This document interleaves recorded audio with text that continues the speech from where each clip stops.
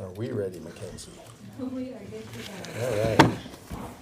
Welcome back, everyone, and we will continue our briefing with Capital Consulting. Good morning. Good morning. So I'm Debora Munguia, and I am the county's state legislative lobbyist. And I wanted to give you just a real quick wrap up from the 2026 legislative session, and then talk about what happened, some of the big highlights.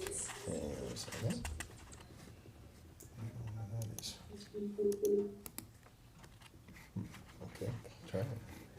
Talk about some of the big highlights and. Closer.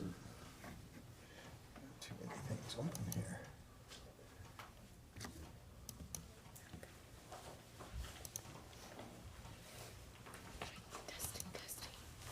You should go ahead. Okay. I'll sit back a little bit maybe that'll help. So talk about some of the big highlights, talk about a couple of key pieces of legislation that could likely impact the county, talk about the elections coming up, and then sort of looking ahead and next steps.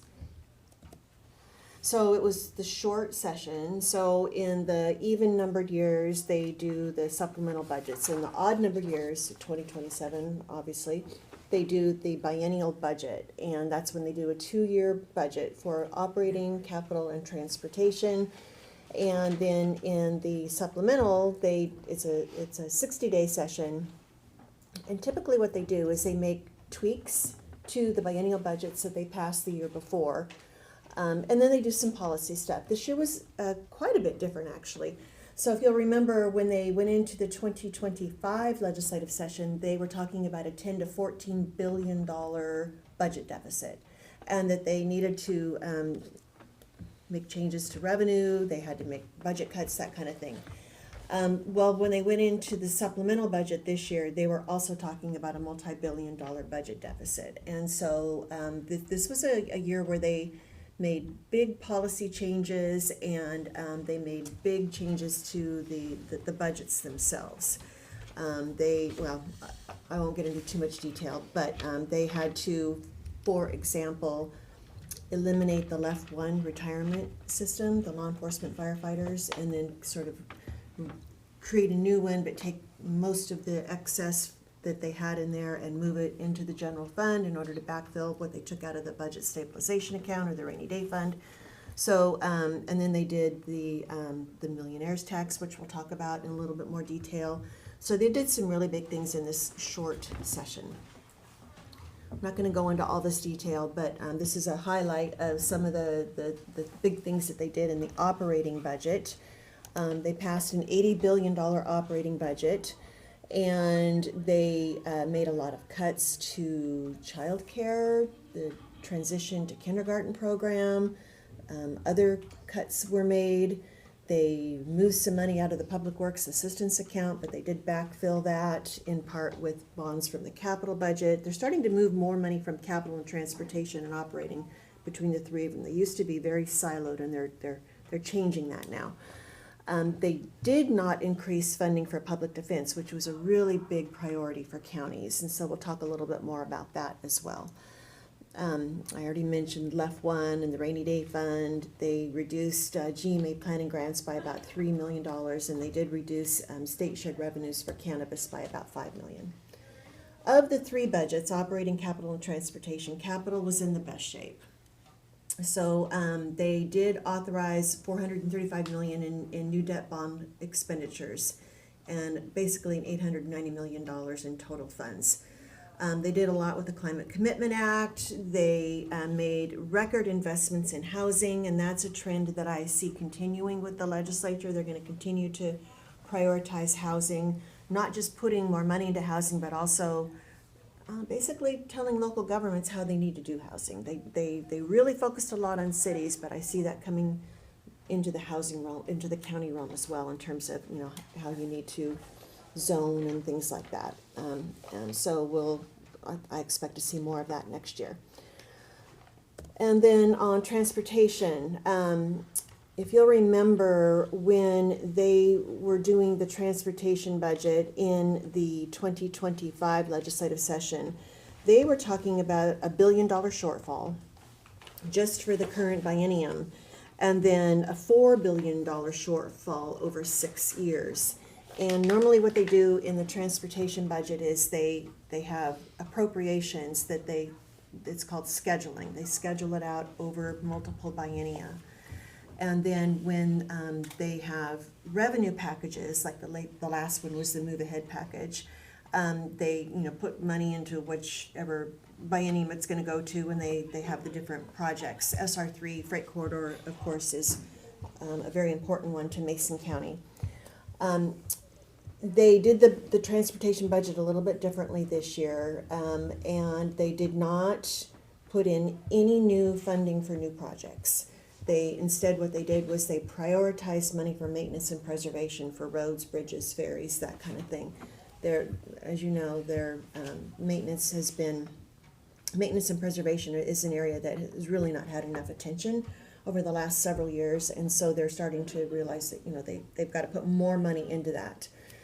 And here's another new thing that they did in transportation. They assumed there would be a delay in spending in some of the projects. Now, and I know they did this in the local programs, which SR3 is not a local program. But I think this is a trend that they're going to continue to use in the transportation budget. Let me back up. When the legislature appropriates in the operating budget, they do it by fiscal year. There's 2 fiscal years and 1 biennium. And if you don't spend your general fund money in that fiscal year, you lose it. Last year in the capital budget, in the 2025 session last year, they are starting to not automatically reappropriate funds in the capital budget that you may have gotten for a project, but you just weren't spending it, They're starting to take that back. They're going to start doing that in transportation too, which is different. And so they call it an assumed delay. So for the local projects, it's about $200 million that they assumed would not be spent. So what that means is if you've got a program or a project in the local programs and you're slow in your spending, you're probably not on your project. I see that coming for other projects as well. So as you know, the county has worked super closely with the delegation and fought very, very hard to ensure that the freight corridor is not delayed, because it's almost always proposed for a delay in the governor's proposed budget that comes out in December. And so we've had a lot of support from our delegation and from all of you to make sure that doesn't happen. So the good news is that the scheduling and the funding for the freight corridor was maintained in this budget, but that's something to keep an eye on. So in terms of some key legislation, let's talk about the tax on millionaires, Senate Bill 6346. It creates an income tax in Washington State, and it's for it's on income over $1 million. The threshold right now in statute is that up to $1 million you don't pay it. After that you do. The state wouldn't see any revenue really until the 29-31 biennium. And so that's not something that they can factor into next biennium. It expands the working family tax credit program to 460,000 additional families.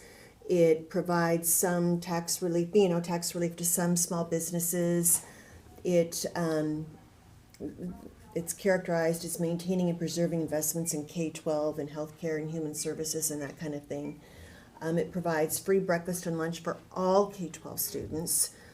It creates a new sales tax exemption, and that's both local and state, so that's an impact on county revenues, on diapers, personal hygiene projects, over-the-counter drugs, things like that. And it also repeals most of the tax increases that they passed in the 2025 session in Senate Bill 5814. So initially, when the bill was introduced, it also included 7% of those revenues that would go to counties for public defense. That was stripped from the final bill. So there's no money for public defense, and there's no new revenue that you would have been getting under Senate Bill 5814, and you're losing current revenue for the new sales tax exemptions that they're putting into effect. And most of those sales tax exemptions or excuse me, most of the repealing of the tax increases from 5814 go into effect at the same time that 6346 goes into effect. There's some exceptions for libraries and schools and things like that because they had an unintended hit, big hit, from the new taxes that they implemented in 5814. So there's a lot there. And of course, a lawsuit was filed because the Secretary of State would not accept a referendum challenge on that, and which would have been basically half of the signatures that would have been required to get an initiative to the people on the ballot. And we know that that is now out there. They're gathering signatures. The latest I heard was they've gathered 150,000 signatures already. They need like 309,000 valid signatures by July 2nd. It looks like they're on track to get that, and it looks like that will be on the November ballot. And there's also another challenge, a constitutional challenge, about whether or not it violates the state constitution by doing It's this. definitely income tax. not uniform. Well, I think they're trying to get a different definition of what property is through that challenge. So we'll talk about this a little bit more towards the end of the presentation as well. And if you have questions, feel free to stop me.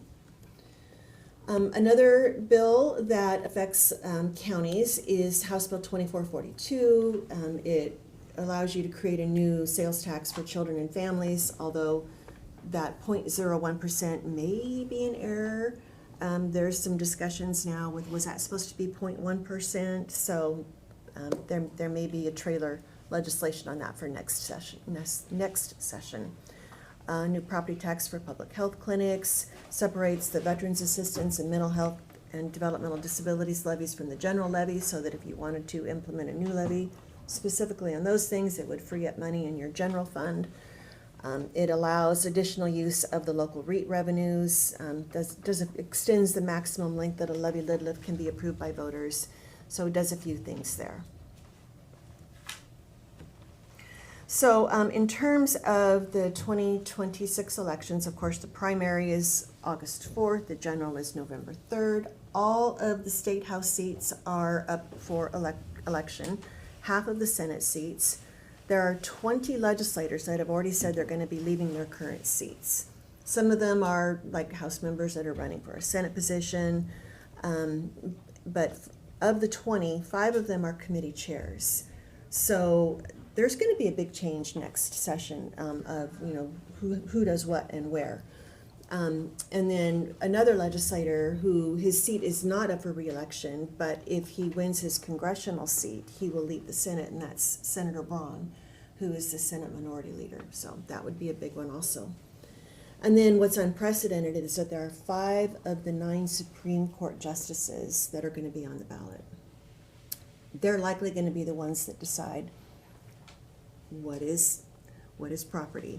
Is this, if 6346 isn't voted down by the people, then, is it constitutional, that kind of thing. So that's going to be an important one to watch as well. And then likely 3 initiatives on the November ballot. The initiative that bars transgender athletes from competing in girls' sports, the parental rights issue will be back, and then the millionaire's tax.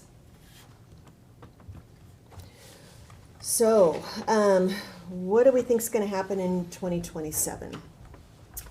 The state is going to continue to face some really, really big budget issues. In fact, on Friday, the OFM director, and I'll send you a copy of this, the OFM director sent a letter out to state agencies saying that the 27-29 biennium is likely going to be the most significant budget challenge they've seen, and in both operating and transportation. And so they're saying there's not enough money projected from revenue to maintain current costs. And then they've got all the things that are making those costs go up and up and up. So she's telling agency directors to not submit any expansion of current programs and not to submit anything for new programs. So it's going to be really interesting to see what happens. And if the initiative is voted down by the people, and the initiative, what the initiative does is it says that they you can't do this. You can't implement the state income tax. But it also says that it puts money, or puts language into law that says that state and local governments can't do it either. But it maintains all the other aspects of Senate Bill 6346. So the sales tax exemptions, the repeal of the exemptions that they did last year, free lunch for K-12 students, all that stuff. So more costs on state and local government, but none of the revenue.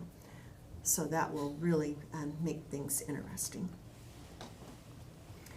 So in terms of next steps, and I think this is where we can have a conversation about what does the county want to do, meeting with our delegation, of course, and talking about what the priorities are for the county. One of the things that the legislature did this in the 2026 session in the capital budget, which again will be the budget that it seems to have the most money, although they are starting to move money from capital into operating, and I wouldn't be surprised if they moved it into transportation too if they needed it. And the other thing about revenue is the Climate Commitment Act has been the one revenue bright spot in terms of where the state's getting money. That's gonna hit a cliff probably in 2030. Because, and it was designed this way, as emissions go down, the auctions go down, and eventually the program phases out when we reach our goals in terms of greenhouse gas emission reductions. That money's going away quickly. So they're gonna have to try and figure out of the money that is currently going into the state budget in all three budgets, how are they gonna backfill that?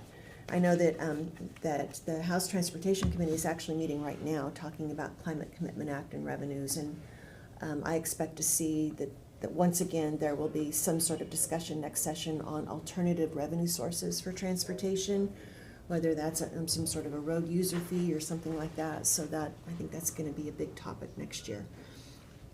But one of the things that they did in the capital budget this year is they created a new bucket of capital budget funding.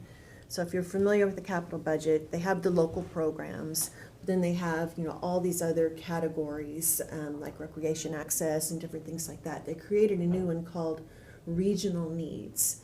And so if you have a project that you're working on with regional partners, recreation kind of a thing, or whatever infrastructure, whatever that might be, and you have other partners that say, yeah, this is important to us, we need this. I see those kinds of projects getting a higher level of attention from legislators because it meets, it crosses legislative districts, ideally, and you have other partners that say, yeah, that's really important to me, and then you can, the more partners you can get to support something, I think the greater your chances are to get some funding from the state for those kinds of things. So we have committee days in December, and then the 2027 session starts January 11th, which is not that far away. Okay. I tried to be positive, but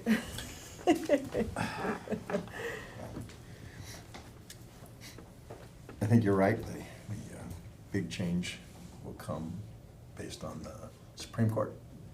What happens in that election? That's going to be really pivotal. But no, I have no questions. okay.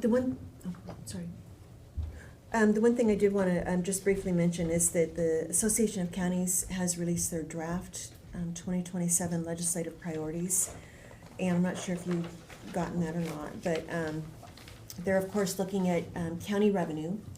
One of the things that the legislature realized was that by putting the new sales tax exemptions and repealing the sales tax exemptions that they passed, or sales tax increases that they passed last year, that was going to have an impact on local governments.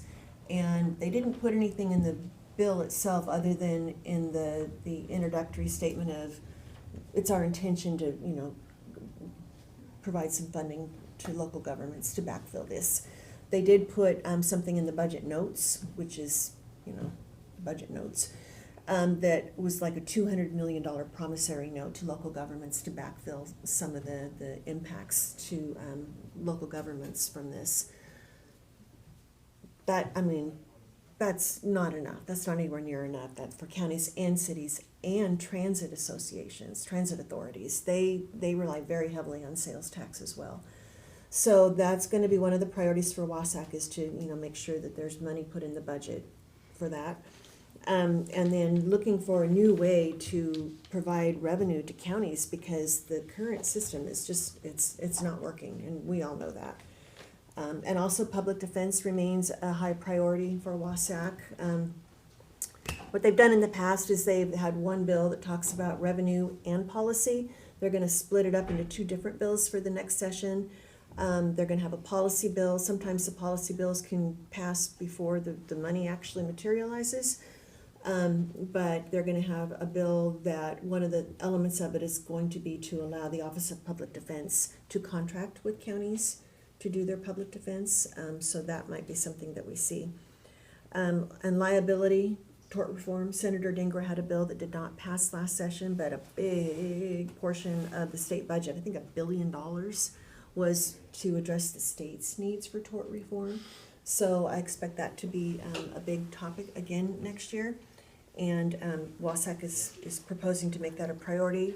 Jail modernization, creating a program in the capital budget to help counties with some of the recommendations that were in the jail modernization study, to help the folks that are there, with their needs and that kind of thing. And then housing. The housing's going to continue to be a priority for WSAC, looking at a short-term excise rental tax to help with housing and using it for code enforcement and waste management and things like that. All right.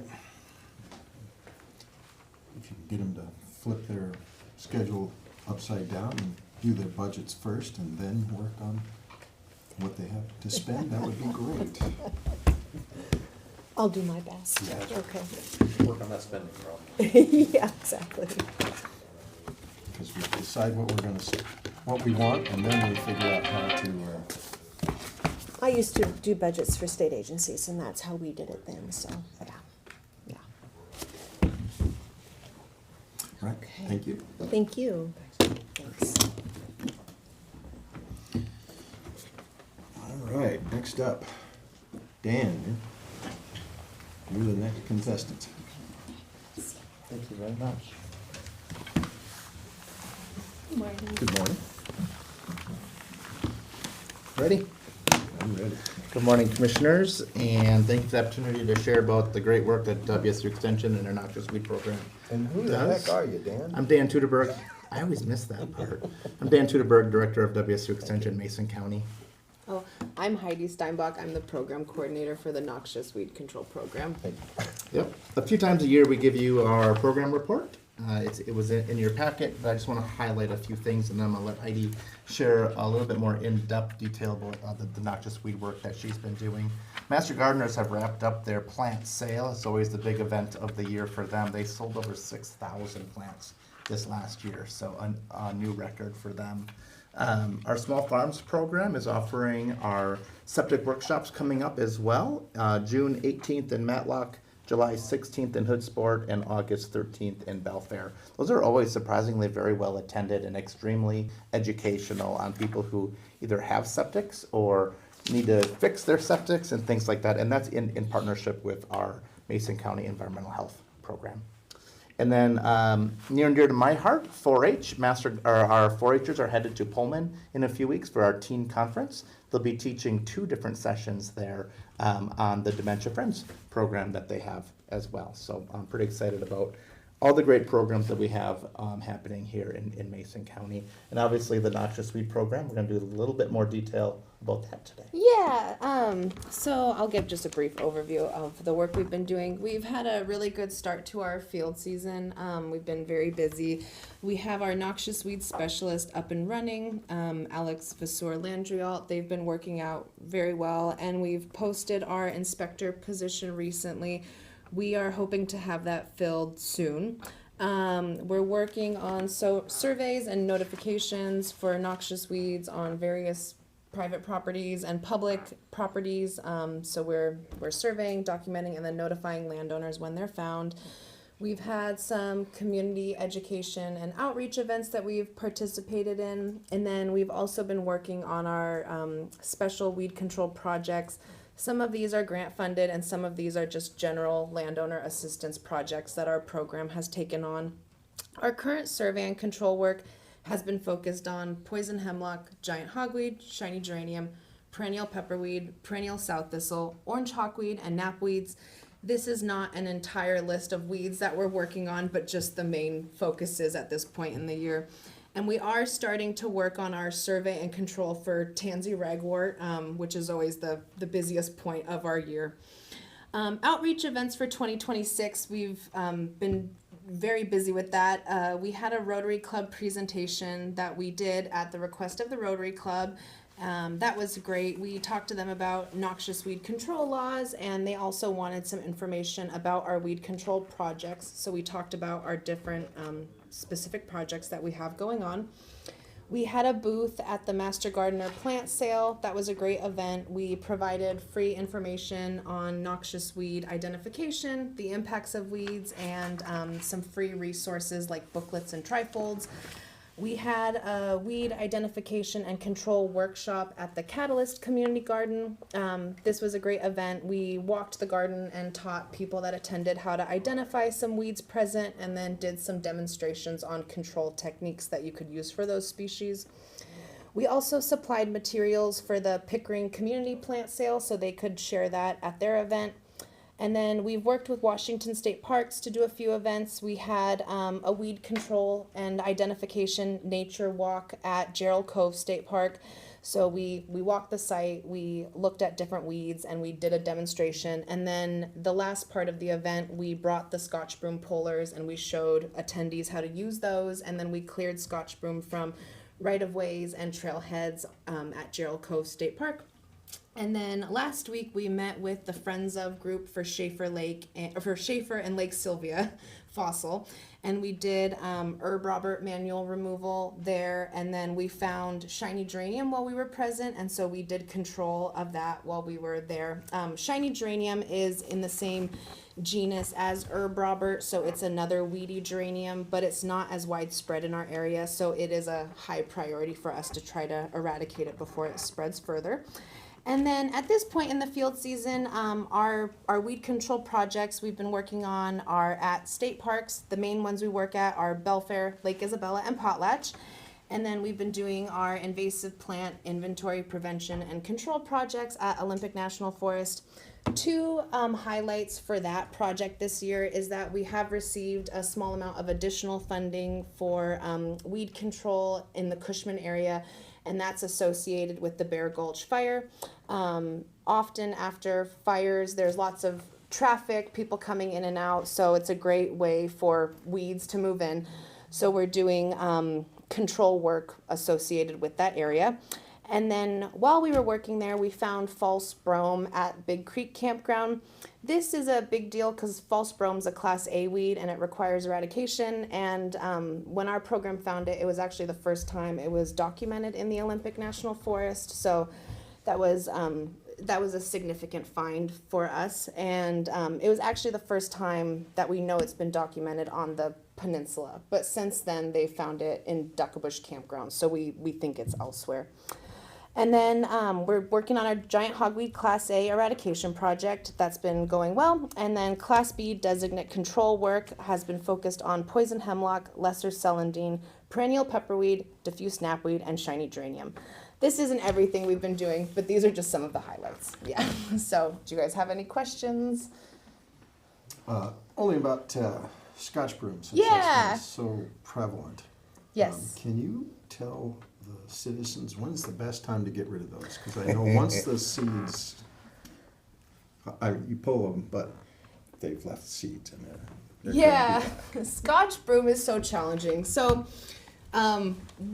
once a noxious weed is too widespread, we don't require it for control. And I think that's important to note. And so Scotch broom falls into that category. I just want to highlight that for everyone tuning in.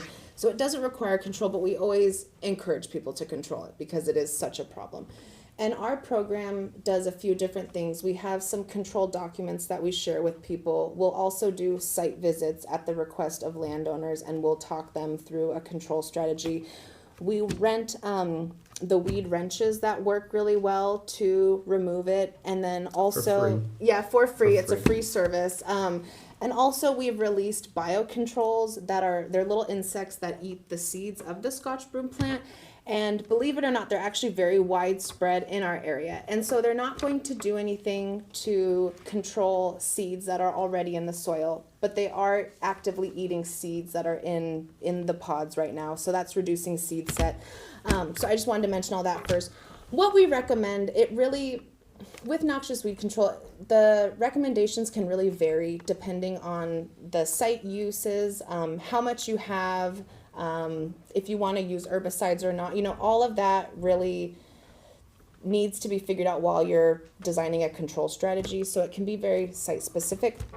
But for Scotch broom, what I recommend is if you have a small amount, I would pull the plants, and then you can either dispose of them as garbage or pile them and let them dry on site. Scotch broom seeds respond well to disturbance. And so if you clear and pull an area, often what's going to happen is a huge influx of seedlings is going to come up.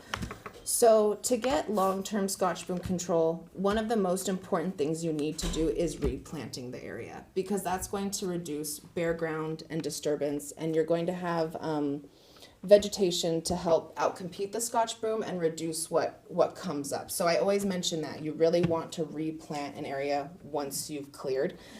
And then if you have larger plants that aren't easy to get out of the ground, what I think works really well, we did this at Lake Isabella last year and had really good results, it's called a cut broom and bloom method. And so you wait till the Scotch broom's in full bloom, and then you can get loppers and cut it back at the base of the plant. And at that point, Scotch broom is putting most of its energy into flowering. And so if you cut it at that point in the year, you're going to have the least likelihood of resprout. And so if people are tackling Scotch broom on their property, I think it's good to try to integrate approaches. Pull plants when you can, but if you have really large plants that are hard to get out of the ground, cutting them down when they're in full bloom and then either disposing of them as garbage or letting them dry out on site is what I would recommend. And then you can spray Scotch broom, but I think cut stump application works a little bit better. Yeah, so you can cut the plants, and then if you are worried about resprout, you can paint an herbicide on the stem, and that will help to stop regrowth. And we have documents on these plants, and I'm happy to share them with people if they want more information. Yeah. Questions? Yeah, we pulled. When we first moved in. A lot. A lot of Scotch Yeah. brooms, because nobody seemed to have pulled any for however long they were there. And are you having good luck with it? Oh, yeah, Getting rid of it? Okay. If you stay on top of it. Yeah. We just go back, every year and we pull all the little seedlings, and it's almost it doesn't exist anymore. Good. This time of yeah. year, our 20 weed years. wrenches are going out of our office on a regular basis. A lot of folks like it because the soil is not completely summer hardened yet, so you can still get that big taproot out. Yeah, that's another thing that's good to mention is it's easiest to pull weeds like Scotch broom when the ground's still wet. So getting on it in the spring or fall, winter is a good time to do it. Yeah. And just following up year after year, unfortunately with a lot of these weeds, persistence is one of the biggest pieces of your control strategy, is you just have to stay on them. Yeah.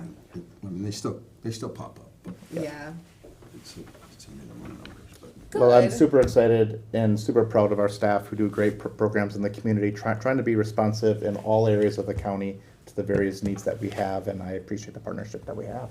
So thank you for your time this morning. Thank you. Appreciate it. Yeah. a Hope you great guys day. have a good day. Thank you.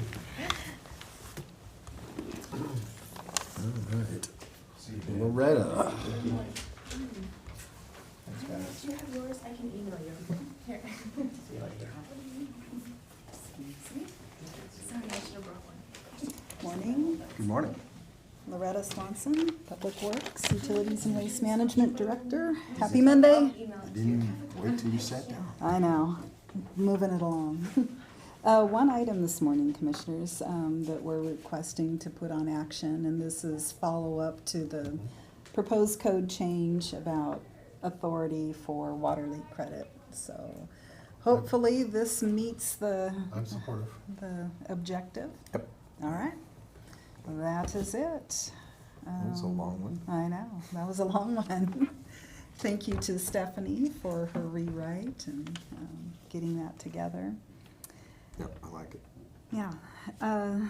Quick follow-up on Homer Adams. Homer Adams actually does have unopened right-of-way to the parcel of the individual that was inquiring about that. And we apparently did provide information to that person on how to basically open it up and use it for access. So if for some reason the gentleman does come back and if he has questions or issues with the forms, we're happy to help with that. What But she's there talking about is- is a guy that came in Friday, and he's got 160 acres, and he's cut off from it because there's a road that's been overgrown completely, hasn't been out there in like 35 years. Yeah. Mhm. He said they won't let him clear the area to get his trucks into the log place. I said, okay. Right. Is it- Sound, Ethan. Yep. Yeah, Yeah, they can. And the reason we issue a permit for that is to make sure that whoever's doing the work is clear about where the property lines are and the boundaries. And so that then and sometimes depending on what the use is, will require a certain type of access be constructed. In this case, it would be basically a base course for accessing for logging purposes, but if it were a subdivision, it would be a whole different ballgame. And then maybe just one other quick update. Sorry, Travis, I never answered your question. Some folks were wondering about Island Lake, and we've got some ribbons on trees and survey markers on the ground, some stationing. And what we're doing out there was some preliminary survey to identify how to basically open up Island Lake for expanded walkability and bikeability along that area. So the trees that were marked were trees that were in the right-of-way that we're talking with individual property owners right now about potentially removing them, willingness, all that good stuff. And then based on that, we'll figure out what that looks like in terms of widening. So at the most this summer, what we anticipate doing is some tree removal and some grading, some clearing and grubbing, and some drainage work. And then once that's complete, then we'll have a better idea of what the ultimate roadway section looks like there along Island Lake. So hopefully folks aren't getting too agitated or curious about what's happening out there, but that's our game plan at this point. So for years, I've defended us against, because the speed bumps, all the different things that people want. And I can't help but wonder, for some of these areas we're looking, have we done any work yet to look at traffic calming through? Yeah. I'd love to have an actual briefing on that sometime and have a discussion between all of Sure. us on what that looks like, what kind of cost that would be, if it's even, what are the risks? Because, speed bumps have risks. One of the simplest ones is somebody for Rispel for all the years, you don't think about it, but you put a speed hump in certain areas that you know they're gonna speed through. If they go off the road and you hit, there's a lawsuit. People don't think about the little things that come with that. Right. A giant speed table or whatever is a great launching pad, and there's a home that's real close to it. I'll always come back to the time on Dead Man's Curve, they called it that, in North Shore Road. They had a power pole that a telephone pole people hit every year. And so one year they got smart and thought, we're tired of losing power poles, so they went to the PUD and they got the biggest power pole they could to drop for the telephone.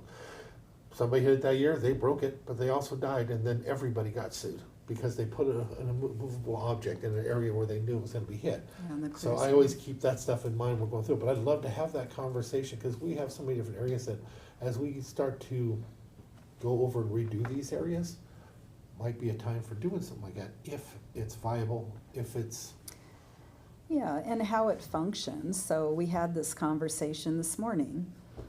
Right now, that road is serving as a connector. Like it or love it or not, Yeah. it's a connector. And so if you design and take the opportunity to design that as a neighborhood street and put these types of things in play, then that's forcing potentially all the folks back onto Shelton Springs. And people are already avoiding Shelton Springs Yeah. for a reason. yeah. They don't want to slow down past the school, it's congested, so there's, or maybe they're headed north. But, so those are the things that we also need to consider is what is the functionality of that road? And is it better to make a safe, multi-purpose road through there? And think about some means of traffic calming, or is it better to say, all right, this is a residential neighborhood and we're really gonna throw some traffic calming, and if you wanna make time, you go Shelton Springs. So those are the things that Well, I'd like we to have think those about. conversations. It's something we've never really done. In all the years I've been here, I'm aware of it, but like I said, I spent all these years making excuses for why we don't have something. Right, It'd be nice to start having conversations about maybe what we can do in certain areas. Yeah. Especially as we do our 7 to 10 year yep. resurfacing it. Yeah, and along those lines, Commissioner, I know that's something that we had a follow-up conversation with TIPCAP about as well. And so we'll be putting together a packet for TIPCAP, similar, same thing. What are the options? What are the uses? Where would you apply this particular traffic calming treatment? What do they cost? How effective are they? So while we're thinking of this, Mackenzie, can you hear me back there? Yeah. So eventually here we have a interview with somebody for, I think it's for the planning commission out of the Victor area. When is that hearing scheduled, or that hearing, interview scheduled? I believe we're working on schedule for next Monday. Okay, I think we might need to hold off for a little while. He's he's part of the representation on the discussion that we're having in regards to the Victor plant and stuff like that. And I don't want to be involved with all that at the same time with somebody that we're interviewing for. I'd like to separate that and allow them to do the work they need to do without any of that. If you agree. Kind of a conflict. For Maybe, for the, potentially. yeah, for the moment, Potentially, so I'd like to hold off on that until we get this other figured out what we're doing, because it could be adversarial. And, the phone conversation I had, it was, and so I'm aware of that, and we need to keep things separated and let you do what you need to do. Okay. All right, appreciate it. Anything else for us, commissioners? Not for me. All right, thank you. All right, support services. Travis Adams, County Administrator. First up, we've got Kim. Good morning. Morning, Commissioners. Kim Monroe, HR Director. I have two things this morning. One is cleanup. We, back in February, briefed the public defender, chief public defender position salary increase. That went from 151,562 and some change to 187,500. That needs to now be posted on a salary scale. The challenge with our current munis system is we have one scale that is a flat rate, and it's the executive scale, the one that the county commissioners and the elected officials are on. So we're proposing to move that to this chief public defender position's salary to that flat rate scale. Yes. So that we're requesting to move to the action agenda for tomorrow. Yes. The next item that I have is an update to the HR policy for minors in the workplace. This policy update is specifically banning minors in the workplace, anyone under the age of 18. The exceptions, we do have an exception clause built in there for rare short-term and unavoidable emergencies such as disruption to normal childcare, school closures, transportation issues. So when the buses are running or canceling unexpected, some of the local school systems have had those issues. So the idea would be transient. The employee could bring the child in as they're making alternate arrangements, but being prepared to take leave if necessary if those alternate arrangements can't be addressed. In order for that to happen, we need to have the employee to call in, speak to the supervisor and manager, let them know what's going on, and that the child will temporarily be in the workplace for a period of the day. It is absolutely not a substitution for childcare. So a normal disruption to childcare or absence of childcare would need to be taken care of in alternative fashion. The only question I would add to that is, do we have like a clear line of, I don't know, chain of command kind of thing, that if they can't get a hold of their supervisor, can they get a hold of, the next level up? That sort of question. Yeah. So we're asking each one of the offices to, once this policy goes into effect, to create that chain. Each office operates a little differently, so it's hard to set a precedent, just a blanket statement across the county. But it definitely will need some sort of communication chain built in based on the operation of the individual office. Okay. And requesting this also to be moved to tomorrow's action. It saddens me that we're doing this, but I read somewhere there was also part of recommendation from risk pool, so there Yes. must have been an issue that came with it, so we're cleaning up for it. But Yes. why want people to know I'm sad, I have no idea, but it is, because I love the idea of the family, and I've watched us do it here in this office when necessary only, and without the policy, it's been handled very well, but if we have to do it, then we have to do it. Yes, this was a recommendation from the risk pool, making sure that it wasn't something that got a foothold as a permanent, permanent exception. We did want to make sure that we did build in that exception to the rule, though, because we do want to make sure that we're family friendly, and we know that life happens, and especially when it comes to relying on school systems and childcare, life happens. So we don't want people to feel like they can't bring their children into the workplace while they're making those transitory arrangements. If the kid's got a doctor's appointment, go pick them up from school, bring them here temporarily as they're on the way to the doctor's appointment if necessary. Because we also want to make sure that we build in enough flexibility that we're not hamstringing our own employees from being able to do the job. They could absolutely come in, get a couple hours in work while they're making the arrangements for childcare or transitioning to doctor's appointments or dentist appointments or whatever the case may be. Yeah, something happens, it's an emergency, okay. Yeah.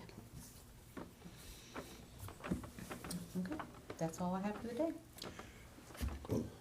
The other one, that's for that particular policy. The next one would be the accommodation for milk expression. Oh, yes, I forgot about that one. demonstration. Yeah, this is an update to make sure that we have those resources available here in the county. So there's a few things in there that I'd like. Yeah, go ahead. I'll come back to. I don't have issue. Okay. There's a few words in there, a few things that I would like to address. In the definition, Okay. we have chest feeding. I don't know what that is. I mean, it's breastfeeding, right? Isn't it? That's what it is, but the chest feeding is the more acceptable term at this point, based on state rendering of the way the law is written. Let's see, somebody's texted me over some issues.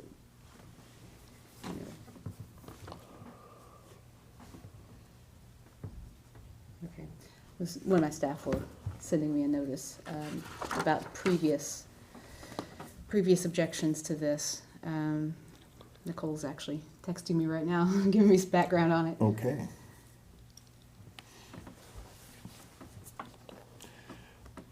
Well, we can come back to that one. There was another one here. In here it says, the county recognizes the health benefits of breast milk for infants and children. you want to say chestnut? No, but, Just kidding. you know, one of my concerns, I mean, I've had multiple experiences with this. I mean, is it our duty to say something like that we recognize that there's benefits? I mean, there may be, but this is something between the individual and their doctor, not necessarily that the county should be recognizing this as a benefit.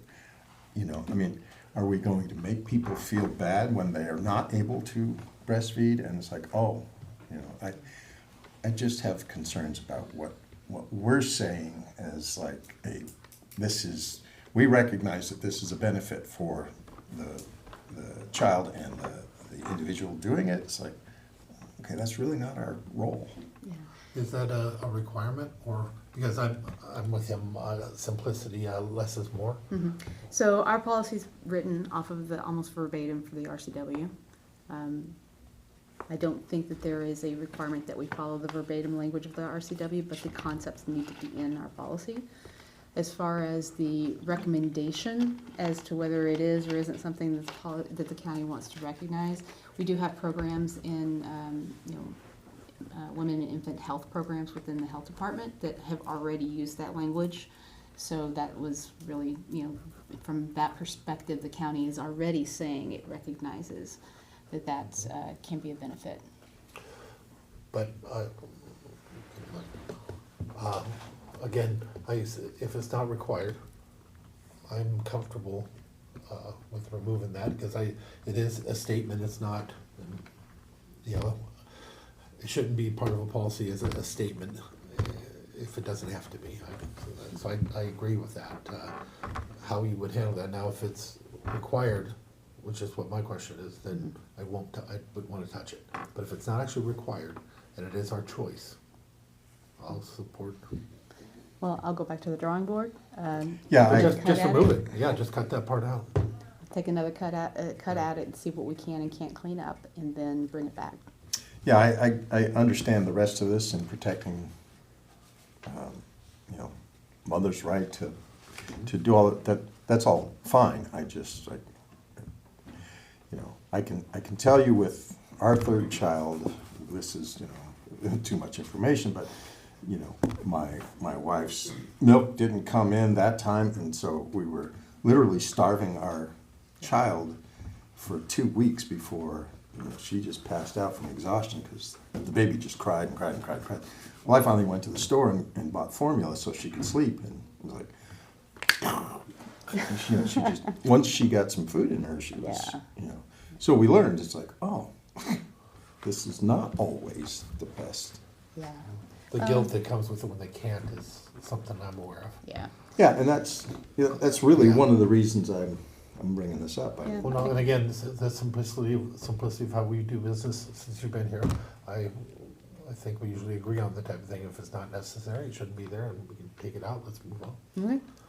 Certainly can do that. That's Right. just I will. anecdotal, but. I will hold this one off then and bring it back again. What about for the chest? adoption. Again, looking at, that's verbatim from the RCW, so as long as there's no restrictions on how we present that, I'm fine with that. So do you on that one, Pat? If that's how it says in the RCW, I'm comfortable leaving it, but if you really want to pull it off, I'm gonna support you on that too. Yeah, it just seems. Sometimes you gotta challenge things, so it doesn't hurt my feelings to challenge what the state said. I don't think they're gonna do a lawsuit on us to do it, Yeah, if they so- did, the remedy would be to change the word. So if you want it, I'll support it. The origin of that was diversity inclusion is the origin of the terminology. Yeah, I would just soon remove it if that's not gonna. Change it to breast? Yeah, just to limit that, or chest feeding, okay? Check with Tim, see if that's if it's an issue, but, Yeah. I mean, let's be realistic. Okay. Can do. And that's it. That's it. Thank you. Thank you. Thank you. May I ask a clarifying question? You can try. Well, no, just for the personnel policy, did you want to move forward with the minors in the workplace and then hold off on the milk expression? She can find out whether it's changeable just with a phone call. I can. So I've got no problem with, if we're gonna put the work on you, let's put all the work on you, Mackenzie. Then I can go back, do the research today, get an edited policy, if that's where we're gonna go. If we're not gonna go that direction, then I'll bring it back. So I'll let you know. Okay, because we could move forward with just the one, we don't have to do both at the same time. Okay. I just wasn't sure what would be Yeah. preferred. Well, she'll let you know today, and if it can't be done, then The minors in the workplace, absolute going tomorrow. Okay, okay, Yes, perfect. the other one, I'll let you know by the end of the day. Okay, And if you can get that fixed and put that forward too, yeah.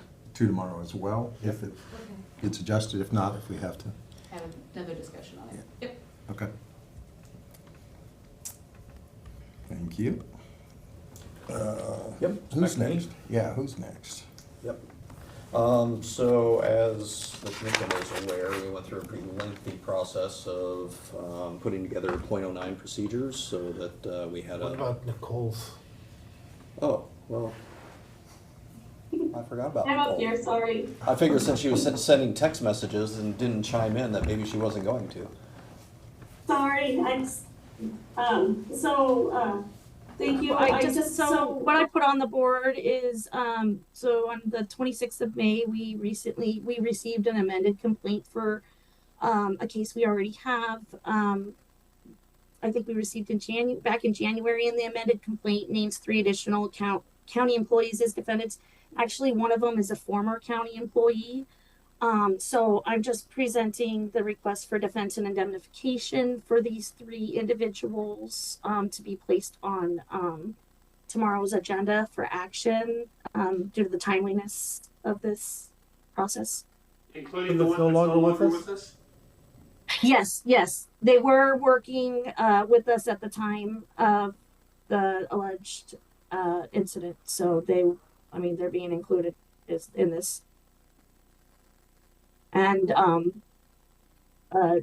we've done this in per policy, as long as they were a current employee within the scope of what they were doing at the time of the alleged incident, that you can approve their indemnification. Your recommendation is to indemnify. Yes, my recommendation is to We're approve both it. supportive. All right, I appreciate it. Thank you so much. Yeah, sorry, Nicole, didn't mean to cut you off, but No, you're fine. I'm sorry.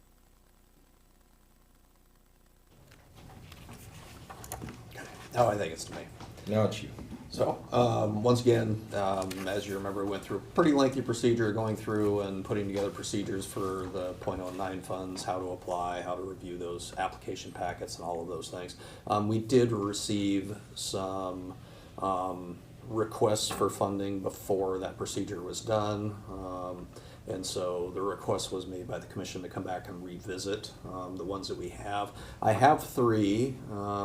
Commissioner Netherland believes that there's a 4th, and we've tried to find it and we can't, but we're going to do a little bit more work to see if it's still out there. And I believe that was from the Port of Allen. Is that correct, Commissioner? Yes, and I've received, I will send it over to you. Oh, okay. It wasn't there, I just checked a little bit ago, but it still doesn't change my answer from where I'm feeling on this right now. But I'll wait. Yeah, okay, no problem. So the 3 that we had received, one was from the city of Shelton for, it was a request of $500,000 for the Shelton Springs Road sewer extension. That is a project that was on the SEDS list. And they want to extend sanitary sewer out into the city UGA. The other request was from Mason PUD 1. They also requested $500,000 in funding for the Georgestad substation project.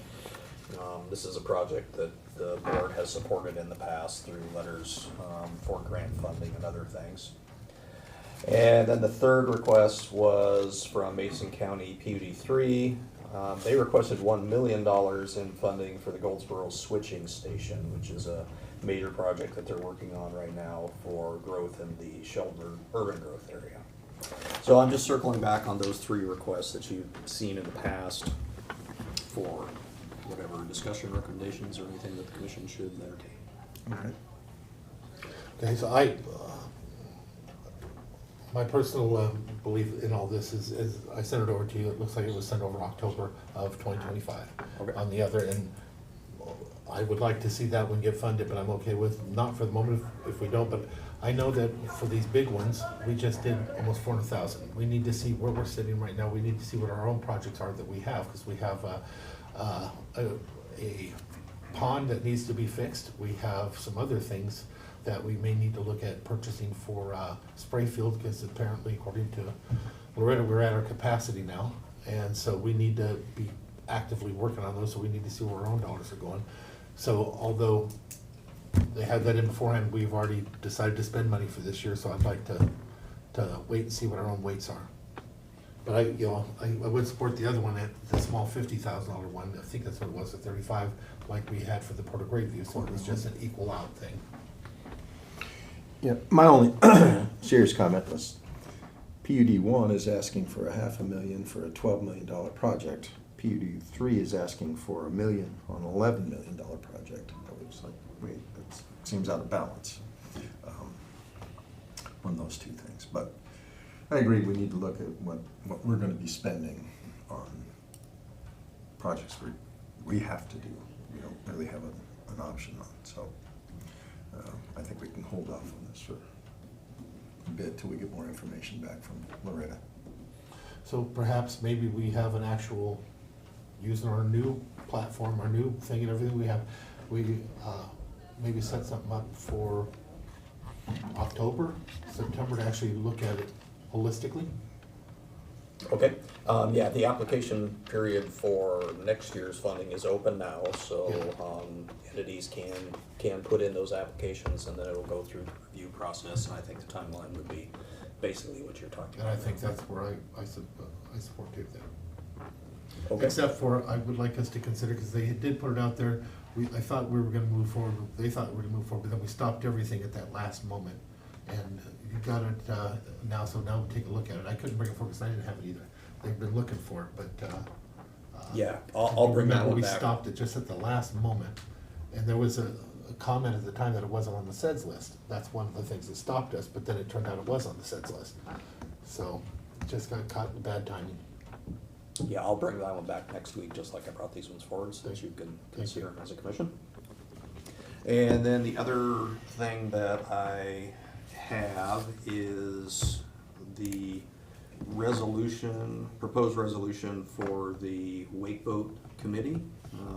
It was requested last week that we put together a committee, and Mackenzie, our watchdog, reminded us that we actually needed to put together a resolution to do that properly. And so she put that together based on the conversation we had last week. So hopefully that reflects what it was that you were requesting. Yep. Okay, so we will get that put on tomorrow's agenda. She's already prepared for that, and then we'll get that advertised, start work on it. The other thing that I don't have in here, but I do want to bring up just as a follow-up, is that we are still working on the proposal for the Tim Sheldon Bridge. I've got Chris working on. Did Chris tell you, because I called Chris, I talked to Tim, so did you hear about my conversation there? You told me about a conversation you had with him after we had discussed it. I don't know if there was another follow-up. Yeah, I thought, because you weren't here when Tim had been working with the guy at the state, the head of transportation, he's on board and stuff like that, and Tim says, no, he's more than happy to, because he had to take some beatings to get there, those are more my words, because I said, there's possibilities of that, he loves the idea, it's an honor, he's already been talking to them down at the state, so I'd like for us to just continue to move forward. Yep, for sure. So we talked about it last week, and Chris is putting together some information for the newspaper so that it can get advertised out there, and so people can give us feedback. Hopefully we can put it on our county Facebook page and have a meeting or two specifically so that people can come in and provide any feedback they'd like to, so that we've got a good record that we can take back to the state, because that was their big concern last time was around, the concern was around not having enough media feedback time and not putting it out there enough in order to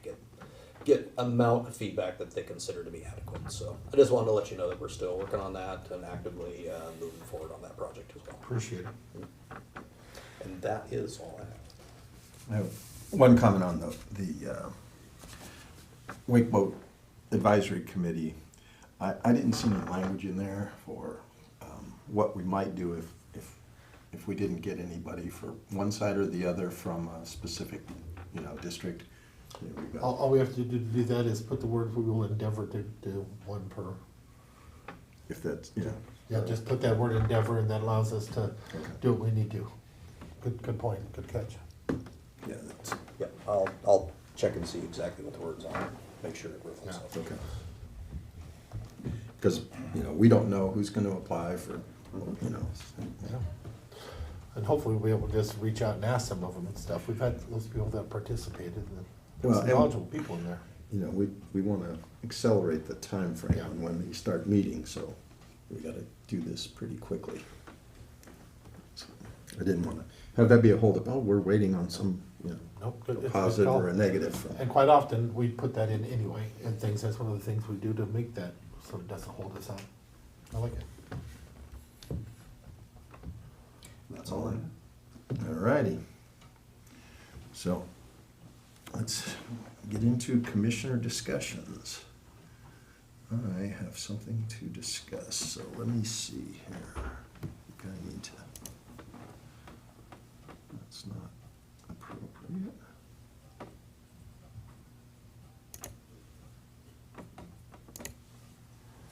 Something I want to share on the screen.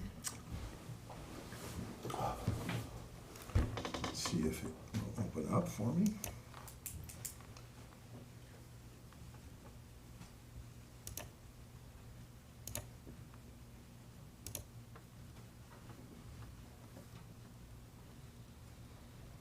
Might.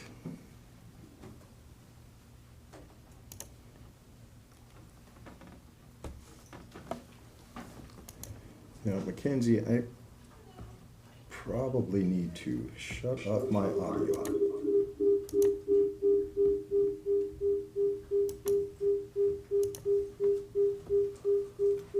How about I just turn the volume on?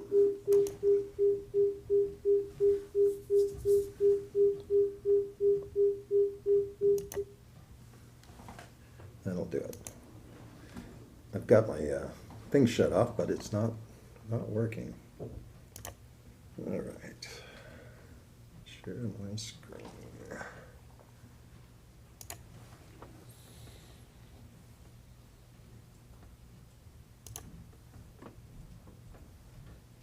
There you go. Okay, so this conversation has to do with some information that's being put out in the public that I feel is necessary to correct. And it has to do with our, oh, nice, everything's covered up here. It has to do with our reserve policy.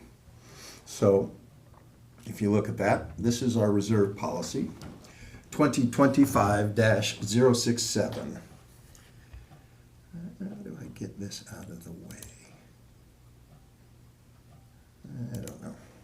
I don't know if I can get to my tabs. Anyway, this is the policy for the public. That's the number. It's 2025-067. And I'm going to open up the pertinent part here. So it says, and I'll even just skip to the last sentence. Under this policy, general operating reserves will be budgeted in the range of 15 to 25% of the prior calendar year's expenditure, excluding beginning and ending fund balances. Fairly simple. And so I'll show you an example of how this all works out. All these numbers are approximate. Our previous year's county general fund expense was $50 million, give or take. 15% of that, last year's general fund expense, would be $7.5 million. 25% of last year's general fund expenses would be $12.5 million. Additional policy reserve funds. Those are other funds that if you look at the policy, you'll see they're spelled out specifically what those are. They're a variety of different set fixed amounts that are in policy reserve. That's another 7.5 million. So our minimum is the 7.5 million for 15% plus the 7.5 for $15 million. And the second part is 25% at 12.5 million. So our upper range is $20 million. We have $23 million in the bank as of May 31st, 2026. Now, Auditor Dunkel has been out telling people that we have a cash reserve deficit. We do not. Now, we had this discussion in January, and we tried to clear this up, but he persisted. We brought it back up in April. You were part of that discussion, and he was corrected. The treasurer agreed. We're going to eliminate that from what we state out publicly because it's incorrect. Again, Auditor Dunkel persists. I corrected him on Monday. So Wednesday, we got, last Wednesday, let's see. I can see off yours better than over there. Yeah. You don't mind? No, I don't mind at all. Can't seem to get that. There it is. So we received this email from Auditor Dunkel. You got a copy of it. So the main thing, I'll skip down to a highlighted version of this last table. And there it is. So this is the table that Auditor Dunkel has put out. Well, first of all, just as a sidebar, this is the purview of the treasurer. The treasurer would do this, and this last column, which you can't read over here, because my screen's got it covered up.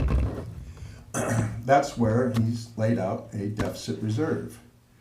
Well, what he's doing is he's subtracting the policy balance twice. You do the math, you can see it, it's very easy. Well, that's not appropriate. So the auditor is misleading the public, and as chair of the commission, I have to apologize because one of my duties, I think, is to protect this commission and by extension protect the public from misinformation. So Randy, he's been misleading you in telling us what our reserve policy is, and I think it's my job as chair is to make sure that we're putting out the correct information to the public. So that's what's bringing this up. Auditor Dunkel thought he would send this out Wednesday after being corrected on Monday. So I'm not sure what his motivation is, but you and I discussed it last time, and you said you thought it was important information. I said, well, incorrect information is not important. And if you're done, I'll express some of the things I see though too, just so you know. So now, the original thing, when I look at it myself, and I look at reserves, I look at them for the overall, everything across. And when our treasurer brought it in, she showed when we were at 18 million, that was the case. And when that happens, we need to be in the position, which is the argument that, and I'm not making his argument, I'm making my own, which is the time when we're supposed to start looking at things so that we don't drop below reserve. Right. As for today, are we there today? I don't see the same, But I want to say one other thing though, we're also misleading the public with the number we have right now. Currently, we've switched things all of a sudden to where cash on hand, for example, we've taken out the 400,000, moved that around, it's no longer there, so now it looks like we have more money. If you compare year over year, it looks like we have more cash on hand than we should. But there's one other piece. We are now adding, which blows me away, because this should not be in that list. We can go ahead because we have it in our policy and keep track of that stuff, but we're showing money that is not a reserve, but is reserved for things that are in the special funds. Mm-hmm. That should not be on our cash balance for our general fund. So that's another $1.5 million right there. We have some issues we still need to work out. At this moment, I do Correct. believe that we are not in outside of the 15 to 25% when I'm looking at it for today. But you start taking away those dollars, and it does start to add up, and it becomes an issue. But that's $1.5 million, so that's 1.6 difference. But you and I are not arguing about that. No, I'm just telling you how I see Yeah, the budget I get and it, but- how I can see where there's definitely an issue. Once it drops down below once in a year, it'll drop down again at the end of the year. Fine. We need to make arrangements for that. We've agreed that we're spending too fast. Yeah. That's not been an issue. But when we're stating to the public that we have a massive reserve deficit, and it's not true, 18 million still falls within that 15 to 20. We're not in a deficit. We do not have, we are not out of compliance with our reserve policy, which Auditor Dunkel continues to make that statement. And it concerns me that we're misleading the public. And he's misleading you, he's misleading all of the commission, and that's a problem. I always do my own work, so it doesn't matter who tells me what. I always do my own numbers. And again, I'm not defending his. I've got my own thing. When we drop below, we are outside of public. We shouldn't drop below it during the year. We just shouldn't. So we need, will it come back up? Again, we haven't dropped below the 15 million since I've been in office. The treasurer showed, when the treasurer sat before us with the first one, her chart showed that it had. No, not to 15. For all three. It dropped to 18. For all three, because she broke them down for all three in the beginning. When you say all three. 15, 20, and 25. That was on the first sheet that she presented to us. No, what happened was we were $1 million below. It was and change. So it was 18 point something million dollars is what that put us at. Correct. So we had a what would be less than 25%. But that, again, we have the range, the policy is you'll be in the range 15 to 25%. Yes, but we were, So when you hit 23%, which is what you were talking about, we're still within the range. I think that first one, we were even lower than that, but No, I've checked the Okay, numbers. 'cause I'll go quite back and I'll thoroughly. pull my thing too, because I didn't know we were gonna have the conversation, or I would have been a little more prepared. But I agree with, at this moment, but there are other parts of the provision we're supposed to keep track of. This year's changed a lot, which, like I told Travis, I'm ashamed of myself that somehow I didn't see all that, because it should never have happened. Those changes shouldn't. But this was a bad budget year when it came to how the whole thing was handled, in my opinion. Things that were dropped on me on the last day and stuff like that. It's never happened like that in all the years I've been here. And I'm not gonna complain about it, because it happened, and I still should have read the damn thing, and I didn't. So it all lays on my shoulders for what I signed. But with that, hopefully this year we'll have some conversations with it. And again, the idea that we're showing the public numbers that aren't correct, we need to fix those too. Needs to be- The 1.2 on our side, the 1.2 million needs to come out of our cash on hand, because it's not even ours. But even if we take all that out, we still don't fall below the 15 million. And like I said, that's okay, but we cannot be misleading the public. And that is absolutely guaranteed. Commissioner Tarzan, maybe you should just ask me. We've discussed this, you were pointed out in January. May I? You were pointed out in April. No, you may not. You had it in January, in April, and then Monday, and you continue to push this, Steve. You're out there in public saying we have a massive reserve deficit. We do not. You say that we're out of compliance. We are not. You do not get to mislead the public. And it is not your job, by the way. Pat. This is the treasurer's job. Commissioner, excuse me, hold on one second, right out. If we're gonna attack him, we should give him the opportunity to come up and defend himself. Well, I will, but Yeah. he's trying to But you're the interrupt. chair, I know, you're the chair, so I go along with how you run your meeting, it's your meeting. But give my 2 cents on May I? Okay, that. Can you bring it up so I can see? pardon? If you're gonna show something, I'd like to see what you're. Yeah, I'm gonna want present it? this. This is the report that our treasurer presented in our last finance committee meeting. And I know that you disagree with the math and the formula and how it's presented. But in that meeting, we show a reserve deficit to the policy at all three levels. 15%. And guess May I what? finish? Yes, you'll be 50%. wrong. 20% and 25%. That is the information against which I made my assessment. And that came from the treasurer. And we were corrected in the April meeting. We were She corrected. agreed, she agreed. That is incorrect information. That's the same conversation that Randy brought up and said, it's important information. I said, incorrect information I never is understood not. it was incorrect. It's Then a you need to formula fix your against- hearing aids, because this was brought up and discussed in the April meeting. If you'd like, you can go watch the April meeting No, again. I was there. I don't need to You revisit. apparently didn't pay attention. No, you don't need to be disrespectful. Well, you have been. No, You have, sir. you sent this out Tuesday, or Wednesday. To you. After you were corrected, no, your email. To you. After you were corrected, you sent it out to all commissioners. Yes, I did. And it's incorrect information, and you Yeah. continue to say we Please pull are. up my email. I just did. Can we pull it up again? Sure. So what is incorrect about what I sent in my email?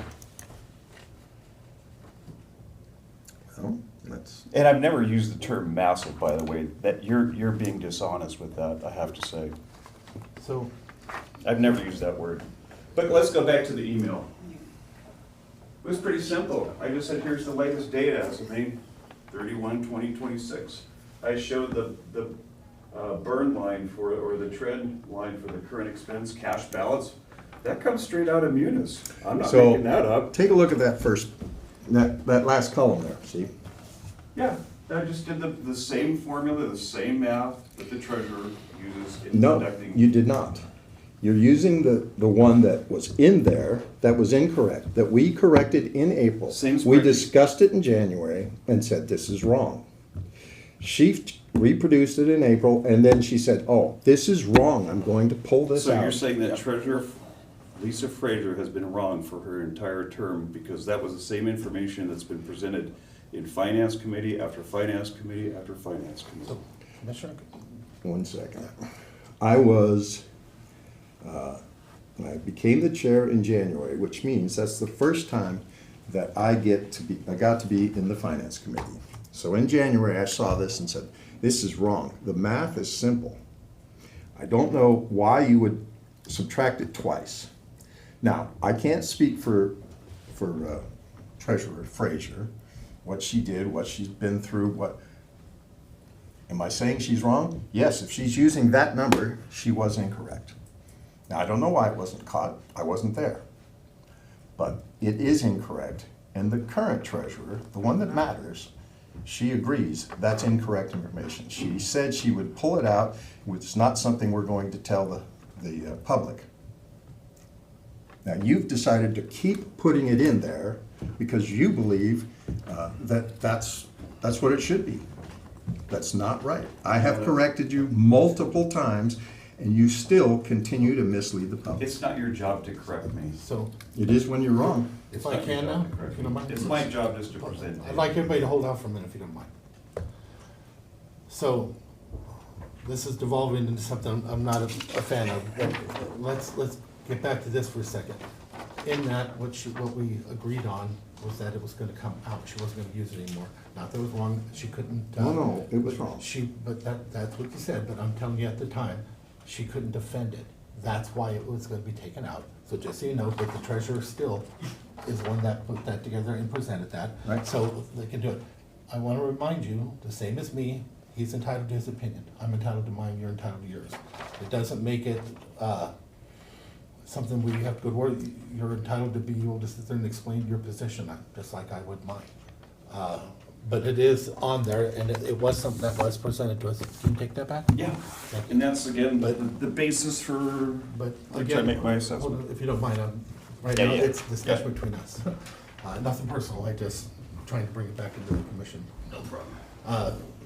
So with that, I think we've done our communications and stuff, and I know that I've expressed I have a few concerns. I wasn't gonna bring it up today, because I'm trying to figure out the best way to do it. For the 1.2 million, I'd love for us to talk about that, because that should not be on, that's not our cash, that's special funds. It makes it look like we have more cash than we do. I want our numbers to be right on our end. That's my biggest concern, because we're the ones that have to make the final decisions, regardless of what it is. And I do know that there are different provisions. There was a time, just so you know, when all of this was over in the auditor's office. So there was provisions that were made for them to make reports like this. It didn't happen for a long time. And I don't know if that's what he's using for his reason for why he does the report. I'm just telling you from my past, I do know that it did exist. But as far as we move forward, if you don't mind, I think we've made the point, and we'll start to do the work on our side to look at what it takes to do the best we can, because we have some numbers that we have to adjust on our side to make it better. and clearer. I agree. But again, when we are misleading the public, we have to correct it. That's what bothers me.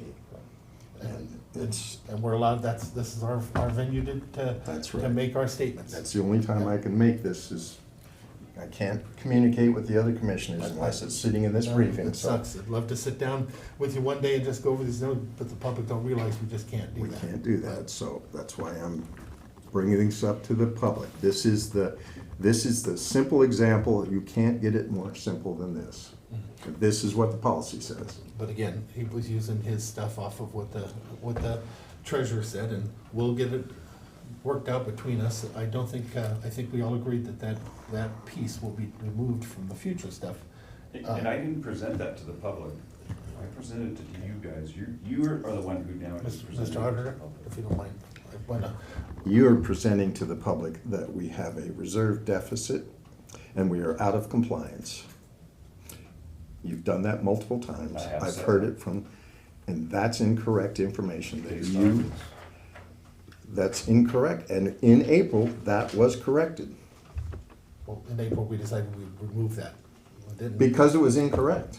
Because she couldn't justify it. And she said, Lisa's been doing it for all those years. You know, me and my memory, I just went back, and that's why I moved on. I definitely wasn't challenging the treasurer. Her numbers are good numbers, but at the time, we went over it, we decided we were gonna remove that because it couldn't be justified, and that was good enough. This is why it was incorrect. Okay. And that's, you know, I'd be happy to have that conversation with the treasurer, but it's still, we need to be honest and transparent with the taxpayers and the citizens of Mason County. And that's what's not been happening. Because that's what I was gonna bring up the next week to talk about that other money, so it works out good. We can If go into that yeah, discussion. That's a yeah. different Well, discussion if you than don't this mind, one. take a look at it in the meantime, because you might be able to see it pretty quickly like I did. Even though it's using the term reserve, those are dollars that are reserved in the special funds for special things. They're not part of our cash on hand, and they definitely shouldn't be there. She can run a running total anywhere she wants, but can't count that as cash. It's not our money. That's special fund money. That's 1.2 million. And then again, we moved that 400,000, of which only 100,000 went into the other, so somewhere 300,000 is evaporated. But we need to keep track of apples for apples if we're gonna make the best decisions we can. Sure, there's some of that. I mean, that basically, Jen's, that's her job, is to make those recommendations. We are the ones who decide So, how it, yeah, we can decide to take it, because I think it's misleading to show cash that we don't have as but cash that we again, have. that's her job to recommend those things, and then we make our decisions. That's basically the way the process works. So, I'm good to have that discussion, Yeah. and, you know, I'll have to pull up more of the Yeah, data. well, that's what I'm doing right now, is I'm having it, I just wasn't prepared, because actually I have one of those computers now, so I might just do that one day.